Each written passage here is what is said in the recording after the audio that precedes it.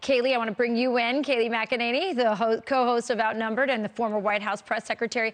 I'm going to play you this clip, Kayleigh, of the president talking about refugees, comparing it to our crisis at the border. Take a listen and we'll get your reaction on the other side. The fact that you have so many Ukrainians seeking refuge in this country of Poland. We understand that because we have in our southern border thousands of people a day, literally, not figuratively, trying to get into the United States. But we believe that we, the United States, should do our part relative to Ukraine as well by opening our borders to another 100,000 people. And so, Kayleigh, a little meandering, not sure what his point is, but he did bring up the southern border, a crisis that he created. Yeah, one of the only times we hear him talk about the southern border, right, Rachel? Yeah. What an egregious comparison. Yes, of course, there are people who come across our southern border fleeing socialism, fleeing violence. We have a refugee process for that. But alongside that, we have MS-13, we have cartels, we have gang members, we have child smugglers, we have victims of those child smugglers. That's happening on our southern border. To compare that to the greatest refugee crisis in Europe since World War II, millions and millions fleeing Russian aggression, is an egregious comparison, but it just goes to show President Joe Biden, he's not all there. Yeah, it definitely does point to somebody who is just out of touch and really they're making all kinds of mistakes. I think that the Biden administration, Kayleigh, was hoping that this crisis and even this trip to Europe might boost his poll numbers. Take a look at this. Biden's approval numbers are still just at 34%. What do you make of this? Yeah, doesn't spell good news for the midterms now, does it? 34%. I'm surprised it's that high. You're exactly right. The White House was hoping that this war would buoy President Biden as being seen as somewhat of a wartime president, that it would aid him.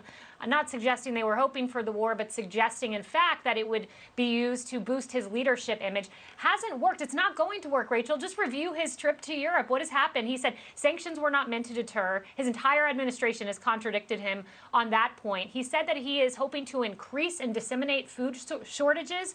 Not sure what that means. I hope that's not the case. Yeah. He told the 82nd Airborne, don't jump. What a bizarre statement. It was like at the end of his State of the Union when he said, I'm going to get him. I'm not sure what he meant.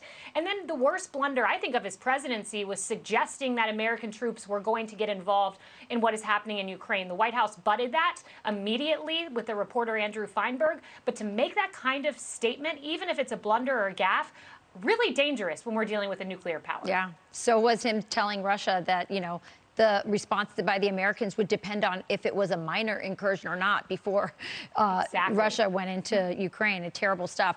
I want to move to something else because this is very interesting. There's sort of this nexus, all the players here, Russia, China, Ukraine, all have ties to Hunter Biden and the Biden family corruption. So let's take a look. There's there's some email information that has come out of Hunter Biden's email. It says, do we have the... Well, this one is reportedly connecting him to the biolab in Ukraine. His laptop saying that they confirm his lobbying on behalf of his investment firm, Rosemont Seneca, which invested $500,000 in pathogen research company Metabiota, and that's according to the New York Post. One email from Metabiota's vice president to Hunter Biden reads, quote, the attached memo provides an overview of Metabiota, our engagement in Ukraine, and how we can potentially leverage our team, networks, and concepts to assert Ukraine's cultural economic independence from Russia and continued integration into Western society. This is really interesting because first they said he had no connection to it, and then the New York Post came out with this information from the laptop. What do you make? Oh, but that's all Russian disinformation, right. Rachel. That's what we were told, right? For a year plus. Egregious that we're just now learning about this. This story has been out there circulating for 2+ years. It was Russian disinformation until now. That's scary stuff, being connected to a biolab in Ukraine. There's more to this story. I think we've only scratched the surface. I remember asking the press corps, hey guys, pay attention to this. Why aren't you covering it? And they stared at me blankly. And then after the Bob Alinsky interview, one of the reporters said, oh, well, that was, quote, interesting. I wish there was a little more interest from the mainstream press. This New York Times admission is one thing, but do your job. Dig on this story. It is an important story, not Russian disinformation. It is factual, and you just presented yet another piece of what I believe is a very big puzzle. Yeah, I don't think this story is about Hunter. I really think it's about the president and whether or not he's compromised and whether he has our interests, the interests of the United States of America, ahead of his own and his sons. I think it's a very important story. You're right to point that out. Kayleigh, thanks so much for joining us this morning. Always great having you.